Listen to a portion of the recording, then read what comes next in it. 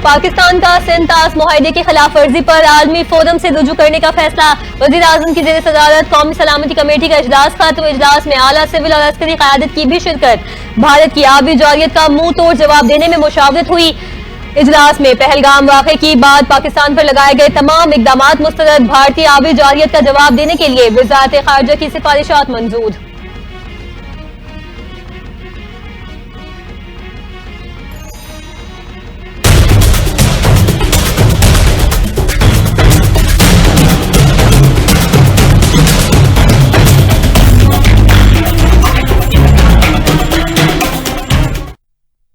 मोदी सरकार की एक और ओछी हरकत। भारत ने हुकूमत पाकिस्तान का सोशल मीडिया अकाउंट ब्लॉक कर दिया।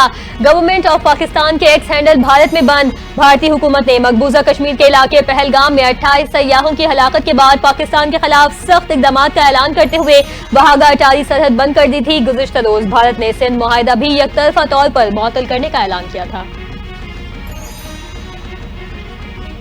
पहलगाम हमले पर भारत का प्रोपेगेंडा बुरी तरह नाकाम। मोदी सरकार ओछे हथकंडों पर उतर आई। पाकिस्तान से सिंध-ताश मुआहदा मुअत्तल और अटारी चेक पोस्ट बंद करने का ऐलान कर दिया। पाकिस्तानियों को साल के तहत वीजे बंद करने का भी फैसला। भारत में मौजूद पाकिस्तानियों को 48 घंटों में मुल्क छोड़ने का हुक्म दे दिया। भारत ने पाकिस्तानी हाई कमीशन में तमाम दिफाई, फौजी, बहरी और फिजाई मुशीरों को नापसंदीदा करार दे दिया। भारतीय दिफाई अताशी को पाकिस्तान से वापस बुलाने का ऐलान। भारतीय वज़ारत ख़ारिजा कहते हैं पाकिस्तान में भारतीय हाई कमीशन का अमला महदूद कर दिया जाएगा। भारतीय हाई कमीशन का अमला 1 मई तक 55 से कम करके 30 कर दिया जाएगा।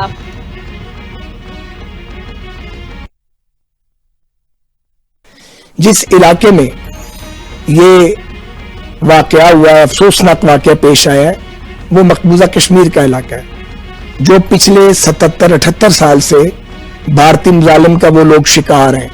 और वहां पे सिंध-ताश मुआहदे को छेड़कर भारत ने कशीदगी को हवा दी। मुआहदे में वाज़े लिखा है कोई फरीक यकतरफा तौर पर मुआहदा मनसूख नहीं कर सकता। मुस्लिम लीग नून के रहनुमा ख्वाजा साद रफीक की गुफ्तगू कहते हैं पहलगाम में सयाहों पर हमला अफसोसनाक है। भारत बगैर सबूत पर वाक़े का इल्जाम पाकिस्तान पर लगा देता है। पाकिस्तान हर किस्म की दहशतगर्दी की मजम्मत करता है। बेहतर होता मोदी हुकूमत इल्जामात के बजाय सबूत पेश करती।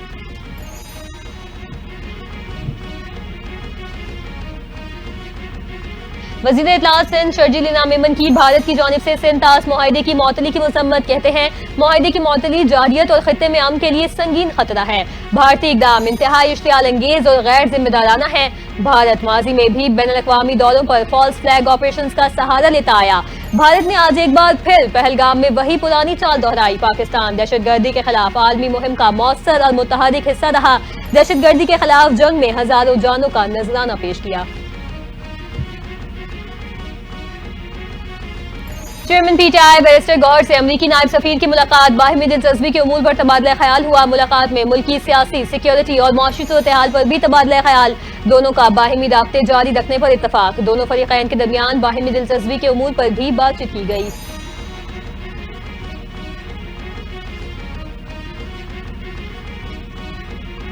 वज़ीर आला केपी की जेर सदारत सूबाई काबीना का इजलास। भारतीय हुकूमत के जारहाना रवैये की शदीद मजम्मत। वज़ीर आला अली अमीन गंडापुर ने कहा भारत की जारियत का मुंह तोड़ जवाब देने के लिए तैयार है। मोदी सरकार सोची समझी साजिश के तहत वाक़े को पाकिस्तान के खिलाफ इस्तेमाल करने की नाकाम कोशिश कर रही है। वाक़या भारतीय हुकूमत की नाकामी का मुंह बोलता सबूत है।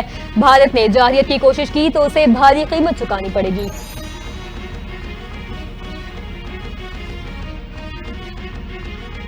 पाकिस्तान को इसको अर्जेंटली प्रोएक्टिव मेजर्स लेने पड़ेंगे।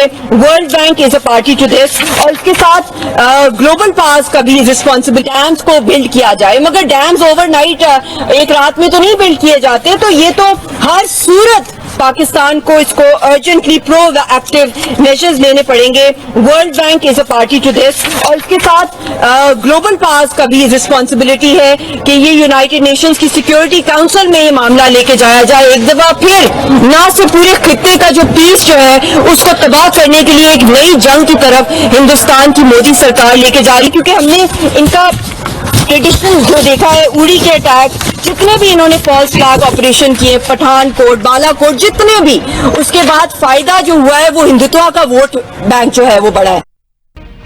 भारत इस वक्त आबी जारियत पर उतरा हुआ है। अक़वाम मुत्तहिदा और आलमी बरादरी हर दरमियों पर आवाज उठाए। मिशाल मलिक की मीडिया से गुफ्तगू, कहा फॉल्स फ्लैग ऑपरेशन भारतीय जहनियत का मुंह बोलता सबूत है। आलमी सतह पर भारतीय मीडिया झूठे प्रोपेगेंडे का मुर्तकिब हो रहा है। कश्मीरियों की रवायात भी उन्होंने कभी मेहमानों और सयाहों को नुकसान नहीं पहुंचाया। इलाकाई अमन और इस्तेहकाम के लिए अक़वाम मुत्तहिदा की करारदादों पर अमल दरामद जरूरी है।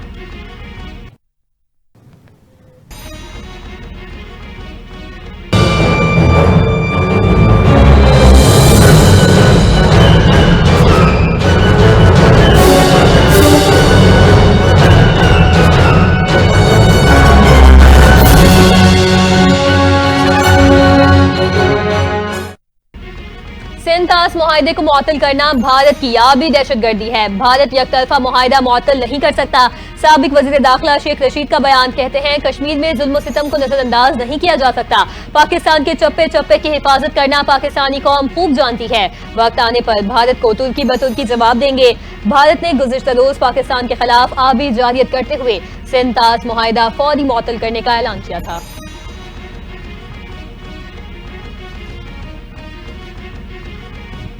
पाकिस्तानी मईशत के लिए अच्छी खबर, एशियाई तरक्याती बैंक का पाकिस्तान के लिए $33 करोड़ की इजाफी इमदाद का ऐलान। इमदाद समाजी तहफ़्फ़ुज़ के प्रोग्राम्स में इस्तेमाल की जाएगी। 93 लाख अफराद को फायदा पहुंचेगा। ADB रिपोर्ट के मुताबिक इमदाद का मकसद बेहतर ग़िज़ायत तक रसाई को यकीनी बनाना है। इक़दाम से ख़वातीन, नौजवान लड़कियों और बच्चों को फायदा पहुंचेगा। सेहत सहूलियात की फराहमी भी इमदादी प्रोग्राम में शामिल।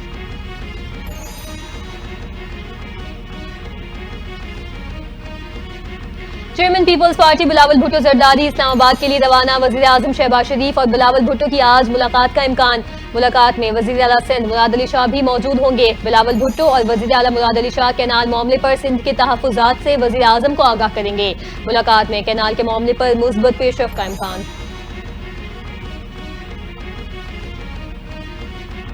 सेनेट की कायमा कमेटी बराए दाखिला के इजलास में हजारों जाली पासपोर्ट्स बनने का इंकशाफ। इजलास में सेनेटर इरफान ने इस्तफसार किया कि बताया जाए पिछले 5 साल में कितने ऐसे पासपोर्ट बने जो पाकिस्तानियों के नहीं थे।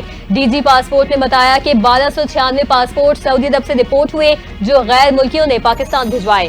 4500 पासपोर्ट्स ऐसे हैं जिनका हमारे पास डेटा ही नहीं। 3000 पासपोर्ट फोटो स्वेप करके बनाए गए। 6000 नादरा के डेटा में इंटरवर्जन करके जाली बनाए गए। ये 12000 जाली पासपोर्ट रखने वाले पाकिस्तान में नहीं।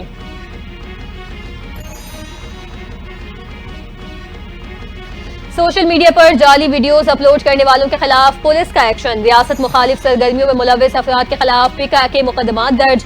पुलिस के मुताबिक गुज़िश्ता 24 से 23 घंटों में मुकदमात दर्ज किए गए। कौमी इदारों के खिलाफ काबिल एतराज़ और नाजेबा मवाद की तशहीर में मुलव्विस किसी रियायत के मुस्तहिक नहीं।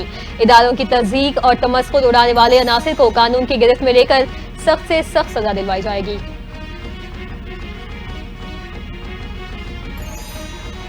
PTI रहनुमाओं समेत 17 मुल्जिमान पर फर्द जुर्म आयद इंसदाद दहशतगर्दी अदालत में 9 मई को शाह फैसल थाने में हंगामा आराई और सरकारी अमलाक को नुकसान पहुंचाने के केस की समाअत।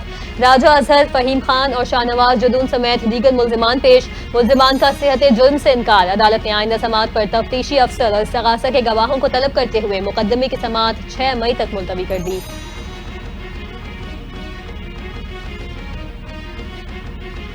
और पाकिस्तान के Olympian javelin thrower Arshad Nadeem की भारत में होने वाली जेवलिन थ्रो मुकाबले में शिरकत से माजरत।